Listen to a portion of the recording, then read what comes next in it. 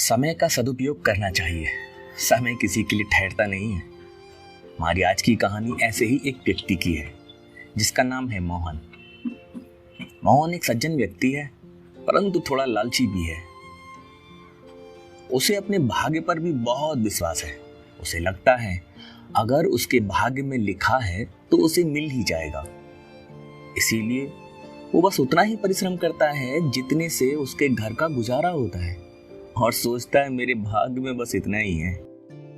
एक बार की बात है, एक महात्मा उसके घर के पास से गुजर रहे थे। महात्मा को भूख लग रही थी, इसीलिए वो महात्मा जी वहीं रुक गए और मोहन से पूछा, क्या नाम है तुम्हारा? हे महात्मन, मेरा नाम मोहन है। मोहन, मैं बहुत दूर से आ रहा हूँ। कुछ खाने को नहीं मिला, इसलिए भूख लग रही है। क्या मुझे तुम थोड़ा सा भोजन करा सकते हो? क्यों नहीं महात्मन, आप आइए, थोड़ा विश्राम कीजिए। मैं आपके भोजन की व्यवस्था करता हूँ।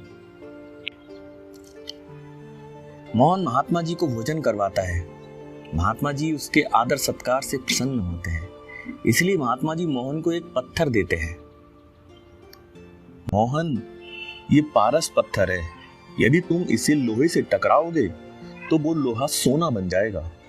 मैं 7 दिन के बाद वापस आऊंगा और ये पत्थर तुमसे वापस ले जाऊंगा। तब तक तुम इसका उपयोग कर सकते हो। मोहन बहुत प्रसन्न हुआ। उसे अपने भाग्य पर और अधिक विश्वास हो गया। तो महात्मा वहां से चले गए।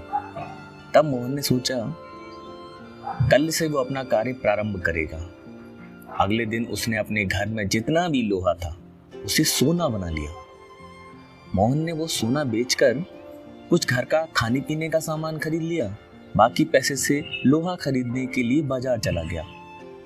उसने सोचा आज केवल भाव कर लेता हूँ, कल खरीद लूंगा।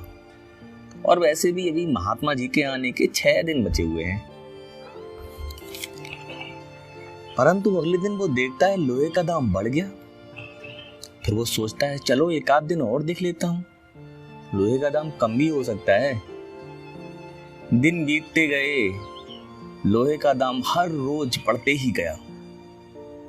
अब महात्मा जी के आने का बस एक दिन ही रह गया। अब उसे चिंता होने लगी कि वो क्या करे। अब उसके पास बस थोड़ा सा ही सोना था। अगले दिन महात्मा जी मोहन के घर आते हैं और कहते हैं, मोहन, अब वो मेरा पत्थर मुझे वापस कर दो। महात्मा जी, बस आज आप ये पत्थर मेरे पास रहने दीजिए, शाम तक मैं आपको वापस कर दूंगा। महात्मा जी मुस्कुराए और बोले, अब शाम तक तुम इससे क्या कर लोगे? महात्मन, मेरे पास जो सोना है उसे बेचकर लोहा खरीद लूंगा और उससे सोना बना लूंगा।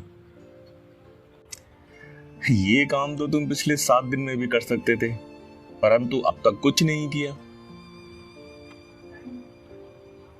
अब कुछ नहीं हो सकता। मुझे मेरा पत्थर वापस दे दो।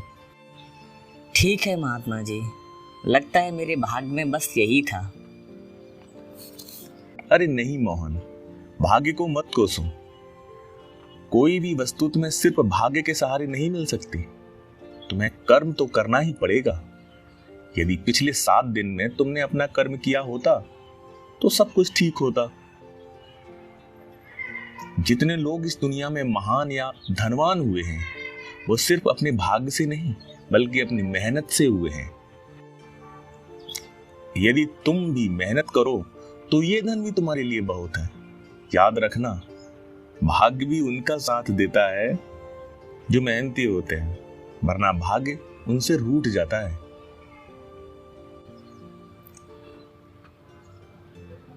हे महात्मन, अभी मैं सब समझ गया। अब मुझे ये पारस पत्थर नहीं चाहिए। मैं आपसे मेहनत करके ही धन कमाऊंगा। आपका बहुत बहुत धन्यवाद।